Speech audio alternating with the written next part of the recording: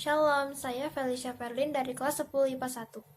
Di sini saya akan menjelaskan tentang latar belakang Kerajaan Samudra Pasai.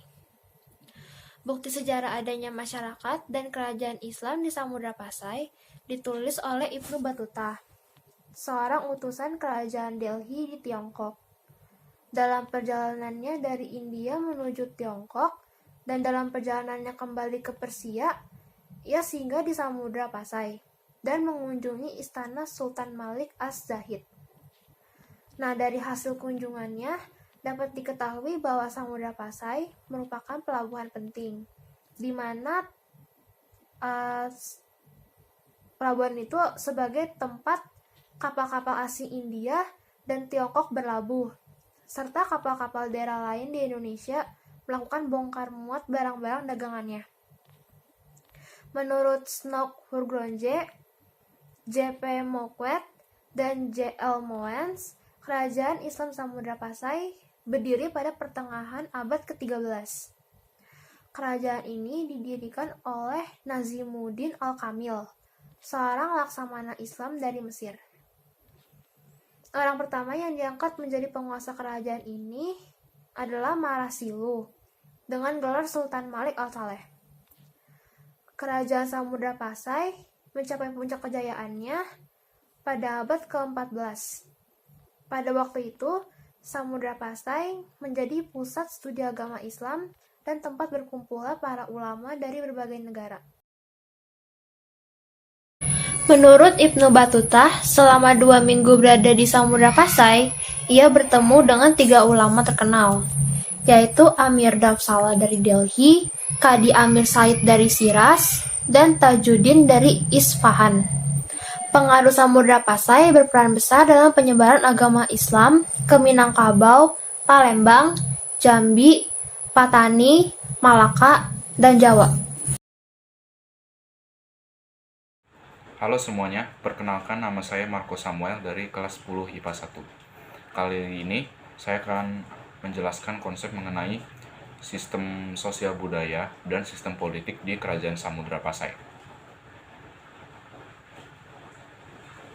Sistem sosial budaya di Kerajaan Samudra Pasai.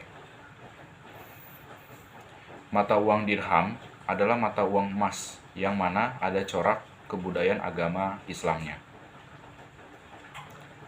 Di Samudra Pasai, mata uang emas adalah alat pembayaran yang sah dan secara resmi digunakan di kerajaan tersebut. Nah, lalu terdapat juga nih peninggalan-peninggalan lain dari Kerajaan Samudra Pasai, yaitu seperti makam para raja yang pernah memerintah di Samudra Pasai. Nah, makam-makam raja tersebut letaknya di Desa Beringin, dekat reruntuhan bangunan pusat Kerajaan Samudra Pasai.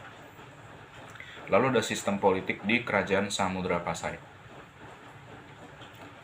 Setelah menjadi kerajaan Islam, Samudra Pasai berkembang pesat menjadi pusat perdagangan dan pusat penyebaran agama Islam.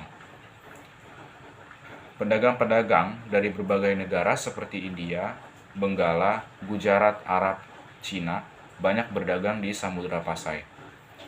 Lalu selanjutnya, Samudra Pasai memperluas wilayahnya ke daerah sekitar Aceh, seperti Tamiang, Balikbimba, Samarlangga, Berwana, Samudra, Perlak, Hambu Air, Ramacandi, Tukas, Pekan, dan Pasai. Sultan Malik As-Saleh mangkat di tahun 1297 dan digantikan oleh Sultan Malik As-Tahir. Penerus takhta Samudra Pasai berikutnya adalah Sultan Ahmad Perumadal Perumal. Nah, pada masa pemerintahan Sultan Ahmad Perumadal Perumal, Samudra Pasai sudah menjalin hubungan dengan Sultan Delhi. Nah, Ibnu Battuta adalah utusan Sultan Delhi. Ibnu Battuta pernah tinggal di Samudra Pasai dalam perjalanannya ke Cina. Halo, nama saya Anastasia Rachel. Di sini saya akan menjelaskan tentang sistem ekonomi Kerajaan Samudra Pasai. Nah, kehidupan ekonomi Kerajaan Samudra Pasai utamanya adalah perdagangan yang dibantu oleh lokasinya yang sangat strategis, yaitu di ujung Pulau Sumatera dan di tepi Selat Malaka. Nah, Selat Malaka saat itu adalah jalur perdagangan laut yang sangat penting yang menghubungkan beberapa daerah, yaitu India, Semenanjung Arab dan Persia dengan Cina Timur. Nah, akibat ramainya perdagangan, banyak musafir, saudagar, dan ulama Islam yang berlabuh di Samudra Pasai dan membuat perkembangan Islam di kerajaan ini menjadi pesat. Shalom, saya Matthew Manuel dari kelas 10 IPA 1. Sekarang saya akan menjelaskan tentang keruntuhan kerajaan Samudra Pasai. Oke, jadi keruntuhan Samudra Pasai ini ada terjadi karena dua faktor. Jadi faktor yang pertama itu adalah karena faktor internal, dan faktor yang kedua adalah karena faktor eksternal.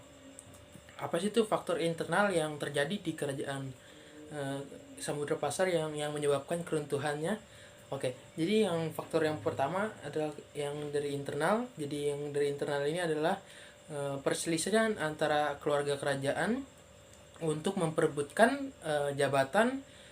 Jadi setiap orang yang ada di kerajaan itu, setiap ada keluarga yang di kerajaan itu yang mempunyai jabatan tertentu, itu ada perselisihan di antara mereka untuk menjadi yang terdepan atau yang menjadi pemimpin di kerajaan tersebut. Jadi mereka saling memperebutkan jabatan tersebut sehingga akhirnya dapat menyebabkan yang namanya pemberontakan yang tidak bisa dihindarkan dari kerajaan itu sendiri.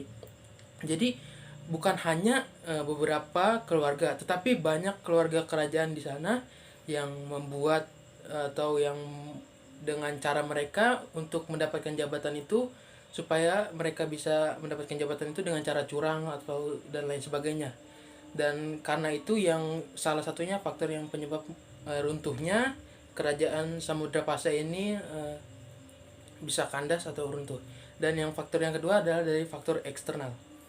Apa sih itu faktor eksternal? Faktor eksternal itu kan faktor yang dari luar yang ke dalam.